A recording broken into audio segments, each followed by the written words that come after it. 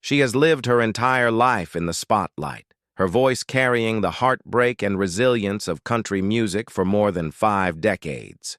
But behind the fame, behind the chart-topping songs and the wild headlines, there was one story Tanya Tucker could never fully escape. It wasn't about her career, her Grammys, or even her turbulent lifestyle. It was about a man who shaped her, scarred her, and in the end remained the love she could never let go of. And after years of silence, Tanya has finally admitted the truth. A star too young for the storm. Tanya Denise Tucker was born on October 10, 1958 in Seminole, Texas, and raised in a working-class family that moved frequently because of her father's job. From the time she was a child, Tanya's determination to sing was unshakable. Her parents sacrificed what little they had to support her ambitions, taking her to talent auditions and local fairs. By 1972, when she was only 13, Tanya released Delta Dawn. The single became a smash hit, climbing to number 6 on the country charts and breaking into the pop world as well. Practically overnight, she transformed from a young girl to a national sensation. Success came quickly, but it also carried a heavy price. Tanya was still just a teenager, singing songs about heartbreak and longing that she was too young to understand. Yet the public believed her because she sang with raw feeling, as her father had always instructed her. By the mid-1970s, she was already one of the most famous voices in country music, with hits like "What's Your Mama's Name" and "Would You Lay With Me in a Field of Stone." But fame at such a young age came with a whirlwind of adult pressures, and Tanya was thrust into an industry that celebrated her talent while consuming her innocence. By the late 1970s, she was experimenting with a rock sound, releasing the 1978 album TNT. It went gold and proved her versatility, but it also solidified her reputation as a rebellious, unpredictable young star. At the time, she was barely out of her teens, but was already navigating a life of fame, money, and temptation. And it was during this period of chaos and reinvention that Tanya crossed paths with the man who would change her life forever, Glenn Campbell, the whirlwind romance with Glenn Campbell. When Tanya Tucker met Glenn Campbell around 1980, she was 22 years old, riding the highs and lows of being a superstar since her early teens. Glenn, on the other hand, was 44, already an established legend in country and pop music, with hits like Rhinestone Cowboy and Gentle on My Mind. Their age difference was stark, and so were their life experiences. She was still figuring out who she was, while he was a household name with decades of fame, fortune, and demons behind him. Despite this, the attraction was instant. Glenn was charming, funny, and larger than life, while Tanya was fiery, beautiful, and unafraid to challenge him. They began touring together, recording together, and before long they were inseparable. By 1981, they were not just lovers, but also collaborators, releasing the duet Dream Lover, which earned them a Grammy nomination. Their chemistry was undeniable on stage, but offstage, the relationship quickly spiraled into something more explosive than anyone could have imagined. The pair lived fast. Parties in Los Angeles became routine, fueled by alcohol and cocaine that were, as Tanya later admitted, treated like party favors in Hollywood at the time. Their fights were as passionate as their reconciliations. Tanya has recalled knowing exactly how to push his buttons, and Glenn, struggling with his own addictions, often lashed out. Tanya would later accuse him of knocking out 2 of her front teeth during one of their worst fights, a claim he denied. Still, the violence, the substance abuse, and the endless cycle of breaking up and making up made their year together one of chaos. Yet it was also a time of undeniable love. Glenn even threw Tanya an extravagant $57,000 birthday party in Los Angeles when she turned 22. A grand gesture that made headlines and captured the excess of their romance. They became engaged briefly, with Tanya wearing the ring, but the relationship was simply too unstable to last. By the end of 1981, their love affair was over. For Tanya, it was more than just the end of a relationship. It was the loss of something she would later realize was irreplaceable. At the time, she thought there were more fish in the sea, but looking back, she admitted she had been too young, too reckless, and too unprepared to handle the love of her life. Collapse, scandal, and the road back to Nashville. When Tanya Tucker walked away from Glenn Campbell in 1981, she wasn't just leaving a relationship. She was stepping out of the most volatile, destructive, and passionate chapter of her young life. But the damage lingered. In her early 20s, Tanya was already one of country music's most famous names, yet her reputation was spiraling out of control. The tabloids branded her as a wild child, and in many ways she lived up to it. Nights in Los Angeles were filled with parties, fights, and too much drinking. She later admitted that in trying to help Glenn get clean, she herself fell deeper into the same darkness. Her career began to reflect her personal chaos. After the breakup, Tanya found herself between record deals, with radio reluctant to play her music and executives wary of her image. For a time, she felt trapped, famous enough to be constantly in the headlines, but unstable enough that no one wanted to take a professional chance on her. The $3 million lawsuit she filed against Campbell in the aftermath of their split only added to the storm, reinforcing her image as troubled and untouchable. It was her father, Bo Tucker, who stepped in at her lowest point. Realizing his daughter was drowning in Los Angeles, he physically packed her up and moved her back to Nashville. Tanya later recalled how blunt he was. No one wanted to sign her. Her name was poison in the industry, and if she wanted another chance, she would need to take full responsibility for her past. It was tough love, but it was the turning point she desperately needed. In 1986, after years of drifting, Tanya walked into the offices of Capitol Records. Instead of hiding her mistakes, she admitted them openly, both the ones everyone knew and the ones only she could confess. The honesty worked. Capitol took a gamble and signed her. That same year, she released One Love at a Time, a fiery single that stormed to number 3 on the charts. It was her first major hit in years, and it marked the start of one of the greatest comebacks in country music. What followed was a string of triumphs. Just Another Love became her first number 1 single since 1976, and I Won't Take Less Than Your Love, a duet with Paul Davis and Paul Overstreet, also hit the top of the charts. Tanya Tucker, once dismissed as a cautionary tale, had proven she was still a force to be reckoned with.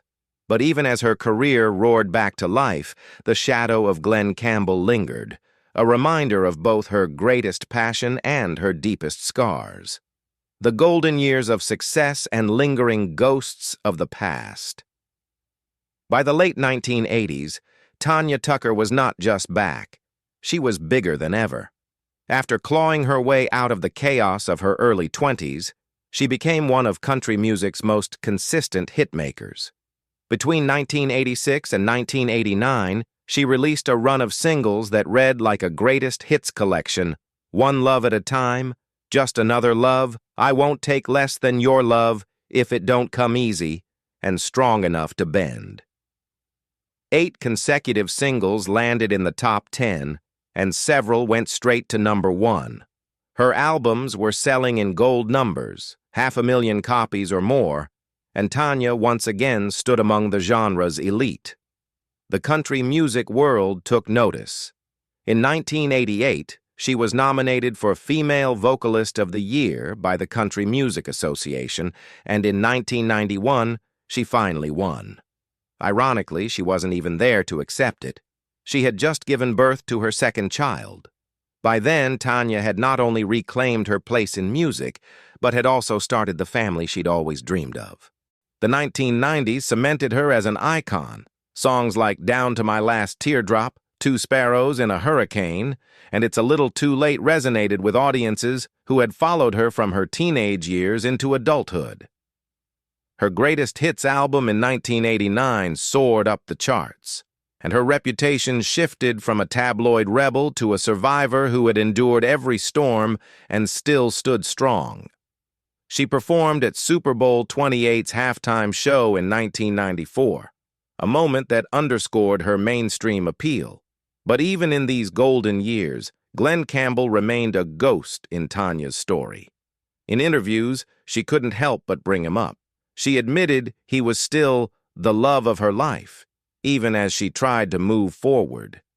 She spoke about the good times with a wistful sadness, and about the bad times with a kind of hard-earned acceptance. The truth was that no matter how many hits she recorded, no matter how high her career soared, there was always a part of her tethered to that fiery, destructive romance. By the mid-1990s, Tanya was a woman with everything: awards, fame, money, and family.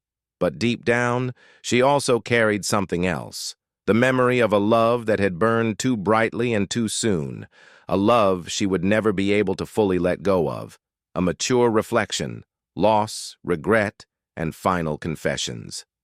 As the new millennium unfolded, Tanya Tucker entered a different stage of her life and career. The wild child of country music had grown into a seasoned artist who had already lived through more chaos than most could imagine. By the early 2000s, she was still recording, touring, and managing her career on her own terms, founding Tucker Time Records in 2002 to maintain control of her music. Yet even with her independence, her personal reflections often circled back to the same man, Glenn Campbell. By then, the sharp edges of their volatile year together had softened into something else, an aching mix of regret and enduring affection. Tanya admitted in interviews that she had been too young to handle such a love, too reckless to nurture it, and too inexperienced to see that what they had was once in a lifetime. She described it simply: "Sometimes you get the love of your life when you're too young, and you don't know how to handle it. So I think that was me." Meanwhile, Glenn Campbell's own life had taken a tragic turn. In 2011, he announced he had been diagnosed with Alzheimer's disease. Over the next 6 years, the world watched as one of country music's brightest stars faded into the shadows of memory. For Tanya, the news must have reopened every old wound. Their time together had been messy, destructive, and public, but it had also been real. And now, the man she once loved so deeply was slipping away. In August 2017, Glenn Campbell passed away after a long battle with the disease. Tanya was devastated. On the eve of his funeral, she released a tribute song titled "Forever Loving You." The timing drew criticism, with some accusing her of exploiting his death, but the song itself revealed the depth of her grief. Filled with photos of the two together in their happiest moments, it was both a farewell and a confession. For Tanya, it didn't matter what others thought. The song was her way of saying goodbye to the man she had never truly stopped loving. In that moment, decades of bravado fell away. Tanya Tucker, the fierce, unapologetic outlaw of country music, stood before the world and admitted what her heart had always known. Glenn Campbell had been, and always would be, the love of her life. The later years: peace, family, and the final truth. In the years after Glenn Campbell's passing, Tanya Tucker carried herself with a different kind of strength. She was no longer the rebellious teen star or the comeback queen fighting for relevance. She had become a legend in her own right, recognized for the scars she had endured as much as for the songs she had given to the world. In 2019, she released While I'm Livin', her first collection of original material in over 15 years. Produced by Brandi Carlile and Shooter Jennings, the album was a triumph, earning Tanya her first ever Grammy Awards in 2020. Among them was Best Country Album, and the emotional single Bring My Flowers Now won Best Country Song. After decades of turbulence, Tanya Tucker had finally found validation, not for the scandals, not for the headlines, but for her music. And yet, even during this career renaissance, she spoke openly about Glenn Campbell, never shying away from calling him the love she lost too soon. Her later interviews became more reflective. She acknowledged her role in their explosive fights, admitted she was too immature to handle him, and confessed that in trying to save him from drugs, she ended up lost in the same spiral. But with time, her words no longer carried the defensiveness of youth. They carried understanding, sadness, and acceptance. She had moved on in life, raising her 3 children, watching her career evolve, even opening her heart again to Craig Dillingham, a childhood acquaintance who became her partner in recent years. And yet, there was always that one truth. She had loved Glenn Campbell with a fire that could never be replicated. Tanya often spoke about how she wanted to be remembered not just for the chaos, but for the resilience, the music, and the family she built. She joked that she'd never marry, and never did. But she admitted there were men who made her wonder what if. Kevin Costner among them. Still, no matter where her life's journey took her, the chapter with Glenn was the one that defined her heart. For her, it was imperfect, violent, unforgettable, and real. And in her final confession, she admitted what fans had long suspected. Despite everything, Glenn Campbell was, and always would be, the love of her life. Tanya Tucker's story is proof that even legends carry wounds that never quite heal. Her voice has told the world stories of heartbreak, but her own remains the most haunting of all. What do you think? Was Glenn Campbell truly the one love Tanya could never replace? Share your thoughts in the comments below, and don't forget to like this video and subscribe for more stories from behind the music.